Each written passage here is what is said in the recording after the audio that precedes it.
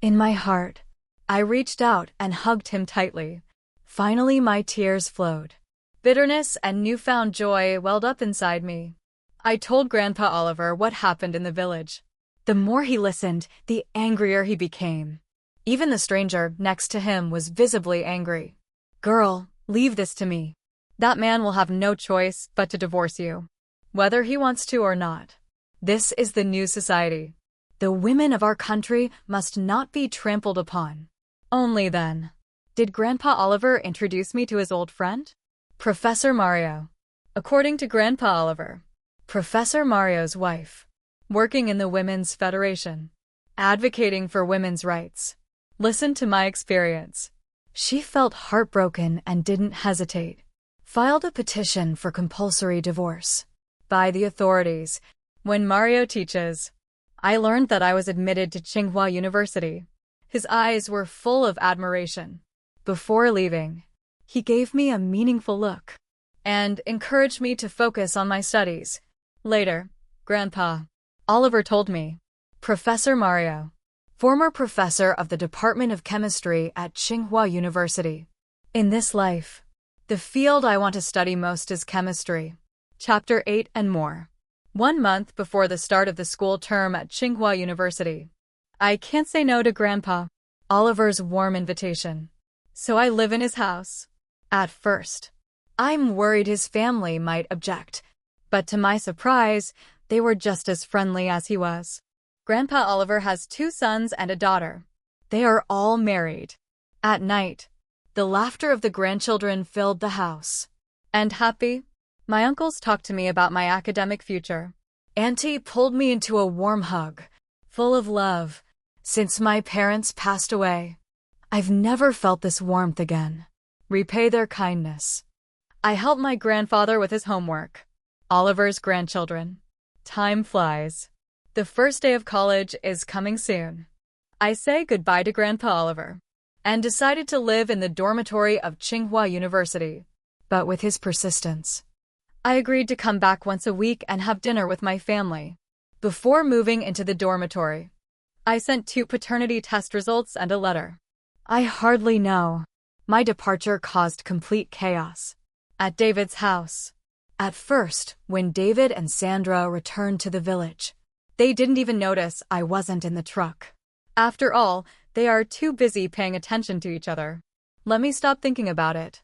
Until one of the babies soiled the entire bed. David's mom started asking me to clean up, but no one responded. That's when David finally realized. He left me in the city. His mother panicked and asked him to come back to me, but David waved her off. I feel like she's making a big deal out of nothing. She's not a child. It's not like she can't find her way home. After saying that, he turned and left. Don't care at all. And continued to flirt with Sandra. Even the crying of a baby couldn't distract him. Sandra, on the other hand, I do feel a little sad for the kids. But the strong stench made her, a spoiled woman who never does housework, back away in disgust. She refused to lift a finger. David's mother was left to pick up the pieces. She scrubbed and cursed my name. She was determined. If I dare to come back, she will make me suffer. But after 4 or 5 days, I'm still nowhere to be found. David's family finally realized something was wrong. David returns to town in the mayor's truck. Come find me. When the village chief noticed that I was not with him, he asked, "Where is Lily? I didn't see her when I came back last time." David hesitated, then mumbled an excuse. She is visiting her cousin in town. The village chief found something suspicious. He knew I was adopted. I don't have any real family in the city. Once they reach the county, David seeks help from his army buddies, looking for me. From morning till night, they searched everywhere and asked around. But no one saw me. David took a deep breath. His patience was almost exhausted. He didn't expect Lily to cause him so much trouble, but he suppressed his anger and continued to look for. Finally arrived at the ticket office. A middle-aged woman paused when she heard his description. "You're talking about a young girl, wearing a yellow shirt, wearing a ponytail. A little taller than me.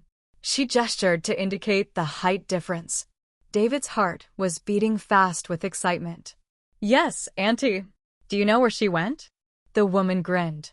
She went to Beijing by train. She said she was going to college. This sentence hit David like a bolt of lightning. Lily went to the capital to go to college. How are their families? Chapter 9. David stumbles home in a daze. His mother sensed something was wrong and rushed forward. David, full of frustration and doubt. When he saw her mother, "Why didn't you tell me that Lily got into college? She is now in the capital, Beijing. She'll never come back." His mother turned pale. His father's pipe slipped from his fingers, fell to the ground, broken in half. Sandra just walked out of the bedroom with the baby, staring in complete shock. David's mother stumbled back a few steps, falling on the chair. There was regret in her voice. "It's my fault. I should hide her ID. I should have known she wanted to run away." Then, as if suddenly realizing something, she opened her eyes wide in horror. They received no money or rations. Coupon of the month. Her voice became sharp with anger. "She must have gone to Oliver's house in Beijing. We will rescue her. She is a family member in our lives. When she dies, she will become a ghost in our house. Oliver has no right to steal my daughter-in-law." David's father picked up his broken pipe. "Carefully wipe away the debris with your sleeve." His expression is calm. His demeanor was serious and authoritative, as if he were the patriarch of an important family. "Yes, we need to bring her back." Then he glanced at the twins in Sandra's arms. "Otherwise, who will take care of my grandchildren?" David finally returned to reality. He and Sandra will leave the village in a month. There is no way. They might sacrifice their future to stay. And raising children. He gritted his teeth and nodded in agreement. The village chief will go to the city in 2 days. I'm going to buy a train ticket to Beijing. That night, Sandra lay in bed, restless. She turned over and whispered to David. "I never thought Lily could go to college."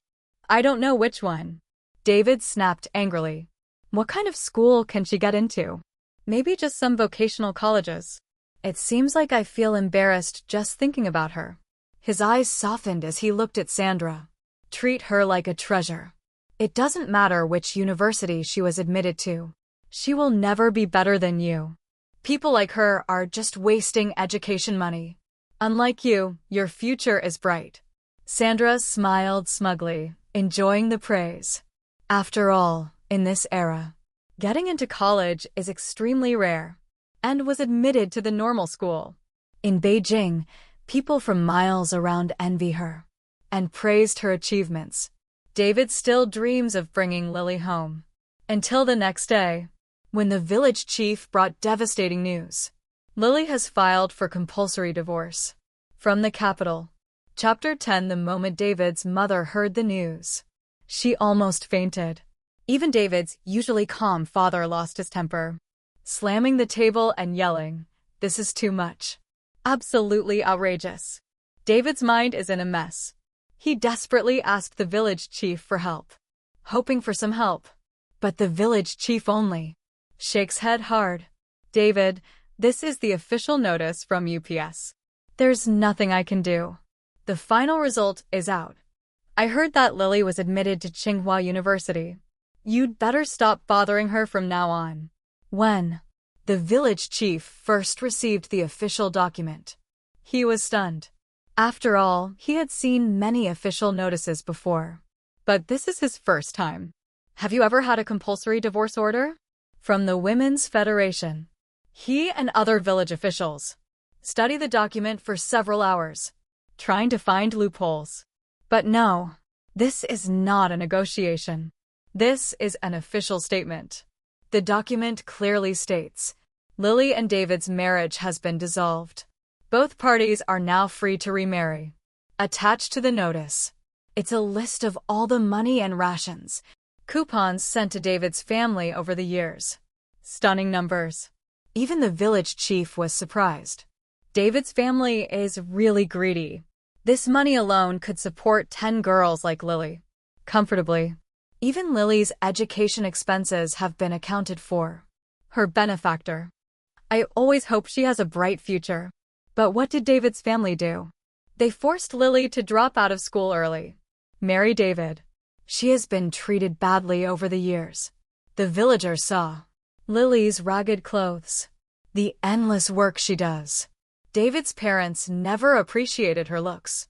At David's parents, their greasy faces and indulgent lifestyles, it's clear where the money went. Fortunately, Lily has proven herself. Even without support, she studied on her own and was admitted to Tsinghua University. David's parents shifted uncomfortably, under the gaze of the village chief. But he didn't stay. After filing divorce papers, he left immediately, leaving David's family humiliated, sitting in the hall at a loss. That girl, she really won't come back. David's mother holds out for the last glimmer of hope. David felt like he was punched in the stomach. This is the first time in his life. He felt empty inside. Meanwhile, Sandra is jealous. She never thought of someone like Lily, the girl she once looked down upon. You can enter the top universities in the country. Just a few days ago, she boasted to Lily on her own college admissions. But Lily remained calm. Now Sandra realizes Lily might have been laughing at her secretly. Chapter 11. My predecessors.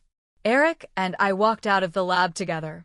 Still, discuss the formula for our latest experiment.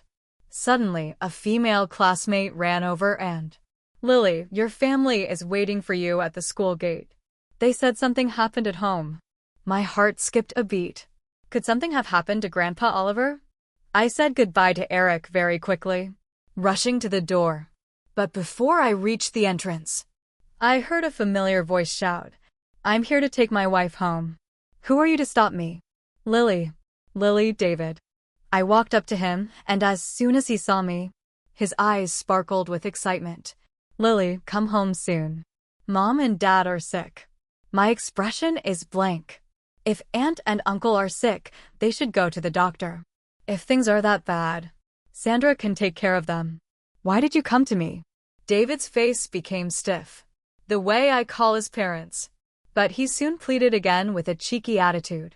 Lily, no matter how much you hate us, it's time to let go. My parents raised you for so many years. Shouldn't you at least return their kindness? Besides, it is the wife's responsibility to take care of her parents-in-law. Even if you are admitted to Tsinghua University, this doesn't mean you can be ungrateful. When he said this, bystanders, my university students, start whispering to each other. However, as a rational college student, no one stands in line blindly. I don't know the whole story. That moment, Sandra came out from her hiding place, preparing for the show. Lily, I know you're jealous of my closeness to David, but we are just cousins. How could you abandon your child? And such laws. Did you know? How the children miss their mother. After that, Sandra picked up two dirty, crying children on rickety tricycles. The babies cried loudly. Their tattered clothes makes them look particularly pitiful. She put them in front of the crowd. Their miserable cries echoed in the air. This time, the onlookers hesitated. Lily, if this is true, you should go back and take care of your family. Yes, the children are innocent. If you give birth to them, you are responsible. Education is important, and so is family. This man really loves you. I sneered. I didn't bother arguing with my classmates, because I know they were just misled by appearances. But public opinion is not. Only David can manipulate. I turned to him and asked, David, have you been fired from your job? Otherwise, how did you find the time to come all the way here? Harassing me? Then I turned my eyes to Sandra. What happened? Didn't you end up going to college? Or your little things? And the illegitimate twins were exposed. David and Sandra blushed. And angry. I know. I hit the target perfectly. Before the semester starts, I foresaw this happening. I know a simple divorce decree, not enough to stop this shameless family. So I sent an anonymous report. David's military unit, and Sandra's university expose their unethical behavior. A month later, their dream was shattered. David is kicked out of the army and Sandra is rejected from her university. After all, a place like the military. Top universities have strict ethical standards. How could they allow this? Scandal-ridden individuals continue to stay. When David's mother heard the news, she was so angry that she fell ill. His father already suffers from chronic lung disease, completely collapsed by shock. Need to take care of two neglected children. David and Sandra are at a loss, running around like a headless fly. When they are in pain, they imagine me, leading a quiet and successful life in Beijing. Study at a prestigious university. The injustice of it all burned them, so they took the children all the way to Beijing. Drag me back into their nightmare. Chapter 12. I took out the paternity test results and financial records. Detail all the money sent to David's family. Over the years, the students watching finally realized the truth. The anger in their eyes shifted. Now they're turning on David and Sandra. Although they are intellectuals and well-educated, their words are still sharp and ruthless. So you're also the first one to cry wolf. Don't you really know how pathetic you are? One is shameless, the other is thick-skinned. A match made in heaven. Lily is like a phoenix in a chicken coop. How did she end up with such a vampire family? David and Sandra's faces turned red with humiliation. In their words, something must have touched their nerves. Because David suddenly got angry. He rushed towards me angrily, grabbed my wrist and dragged me a few meters away. Before I could react, just as I was about to call for help, bang! David was knocked to the ground by a heavy punch. It was Eric. He stepped forward and put me behind him. David raised his head from the ground. His expression was twisted with anger. When he saw the scene before him, he pointed at Eric and spat angrily. So this is your lover, You abandoned our family for him. David tried to lunge at Eric again. But this time, Eric knocked him down easily again. Maybe it's the friendship at school. Or maybe because David's behavior is so disgusting. But even the usually mild-mannered and learned student start joining. Take the opportunity to kick him and push him when he is frustrated. When campus security finally arrived, David was covered in wounds and blood. Can barely stand up. Sandra rushed forward and helped him up. I took a step forward and my voice came out clearly. David, I don't owe your family anything. The money your family spent raising me. This isn't even a tenth of what Grandpa Oliver sent you. Yes, I ate your food, but I never slacked off on housework. You and Sandra were having an affair and gave birth to a child. Then why do you blame me for leaving? From now on, everyone has his own path. We are not each other. If you harass me again, don't blame me for being ruthless. David looked at me in shock. It's like he's never really seen me before. For a long time, he said nothing. Finally, he lowered his head. He turned and left with Sandra.